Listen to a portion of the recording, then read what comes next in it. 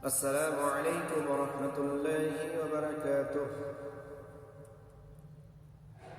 الحمد لله كفى وسلام على عباده الذين اصطفى أما بعد. আলহামদুলিল্লাহ, যাবতীয় প্রশংসা সেই মহান রব্বুল আলামিনের জন্য, যে দয়াময় আমাদেরকে উত্তম সৃষ্টির সেরা জীব বানিয়ে তৈরি করেছেন, যে রব্বুল আলামিন আমাদেরকে সকল ক্ষেত্রে তার রহমত দিয়ে বেষ্টন করে রেখেছেন, যে রব্বুল আলামিন আমাদেরকে সুস্থ রেখেছেন, ভালো রেখেছেন। আমরা সকলেই সেই মহান রব্বুল আলামিনের শুকরিয়া আদায় করি, আলহামদুলিল্লাহ। দরুদ এবং শান্তি, দরুদ ও সালাম গ্রহণ, দরুদ ও সালাম পাঠ করি নবীর প্রতি, জনাবে মুহাম্মাদুর রাসূলুল্লাহ সাল্লাল্লাহু আলাইহি ওয়াসাল্লামের প্রতি। সবাই সংক্ষিপ্তভাবে বলি আল্লাহুম্মা সাল্লি আলাইহি আল্লাহুম্মা বারিক। আমি আপনাদের সম্মুখে কাউকে, কোনো ব্যক্তিকে অভিশাপ দেওয়ার আগে অভিশাপ দেওয়া সম্পর্কে একটি হাদিস পাঠ করব। ক্বালা রাসূলুল্লাহ সাল্লাল্লাহু আলাইহি ওয়াসাল্লাম, আল্লাহ নবী সাল্লাল্লাহু আলাইহি ওয়াসাল্লাম বলেছেন যে কোনো ব্যক্তি যখন কোনো ব্যক্তিকে অন্য ব্যক্তিকে কাউকে অভিশাপ দেয়, আর ওই অভিশাপটা আকাশে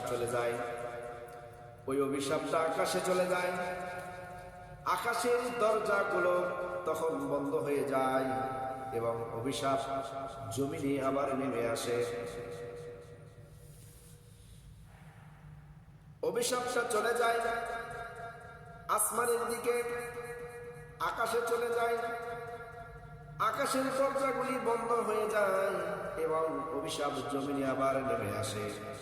ডানে বামে ঘুরতে থাকে, ডানে বামে যখন ঘুরতে থাকে, এক সময় যাকে অভিশাপ করা হয়েছে সে যদি সেই অভিশাপের যোগ্য হয়, তাহলে তার প্রতি সেই অভিশাপ পতিত হয়। আর যদি যাকে অভিশাপ দিয়েছে, সে যদি ওই অভিশাপের যোগ্য না হয়, অভিশাপ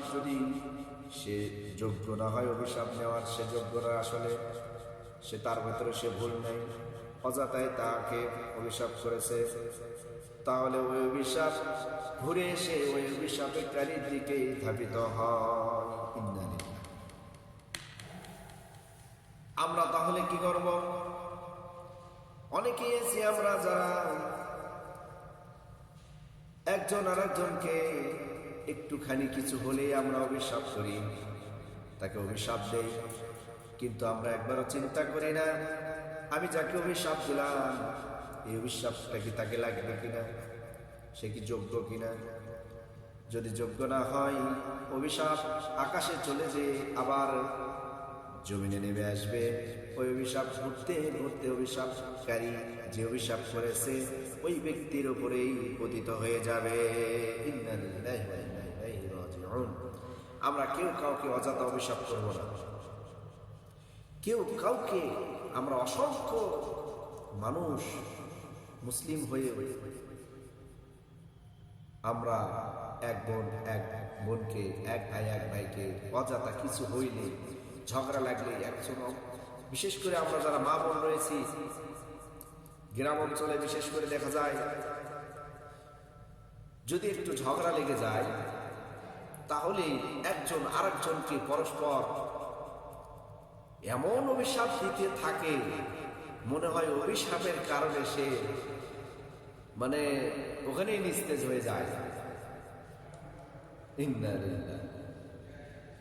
এইগুলো মূর্খতা থেকে আমাদের দূরে থাকতে হবে। অভিশাপ লাগবে না।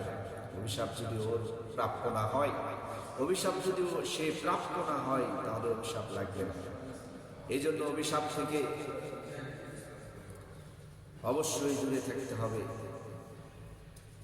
অভিশাপগুলি এমন যে এমনি দেবেন, আর সেখান থেকে অভিশাপ তাকে লেগে যাবে, কখনোই নয়।